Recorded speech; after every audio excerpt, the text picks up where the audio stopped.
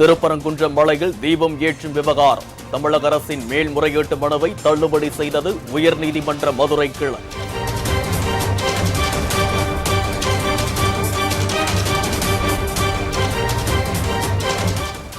அரசியல் நோக்கத்திற்காகவே நீதிமன்றத்தை அரசு அணுகியது. பொது அமைதிக்கு குந்தகம் ஏற்பட அரசாங்கமே காரணம் என நீதிபதிகள் பரபரப்பு தீர்ப்பு.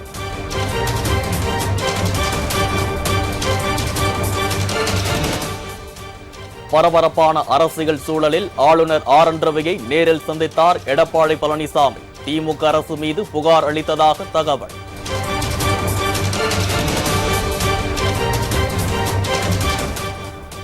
முதல்வர் ஸ்டாலின் தலைமையில் இன்று அமைச்சரவை கூட்டம். நிதி ஒதுக்கீடு, புதிய திட்டங்களுக்கு ஒப்புதல் பெறப்படும் என தகவல்.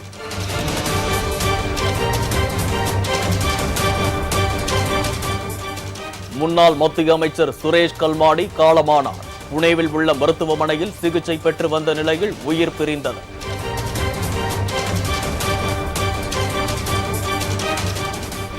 ஆந்திராவின் கோனசீமா அருகே ONGC கிணற்றில் இரண்டாவது நாளாக பற்றி எரிகிறது தீ. 2 கிராமங்களை சேர்ந்த மக்கள் வெளியேற்றம்.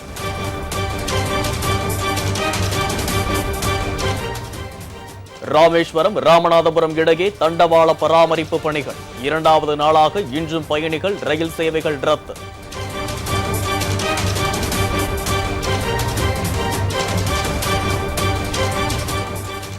வங்கக்கடலில் உருவான காற்றழுத்த தாழ்வு நிலை வலுப்பெற்றது.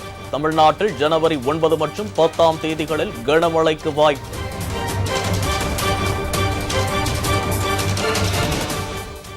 தொடர்ந்து ஏறுமுகத்தில் இருக்கிறது ஆபரண தங்கத்தின் விலை.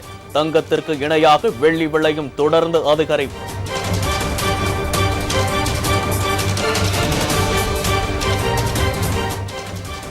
சத்தீஸ்கரில் பெண் போலீசுக்கு தொல்லை கொடுத்த நபருக்கு செருப்பு மாலை அணிவித்து ஊர்வலம். இணையத்தில் வைரலாகிறது வீடியோ.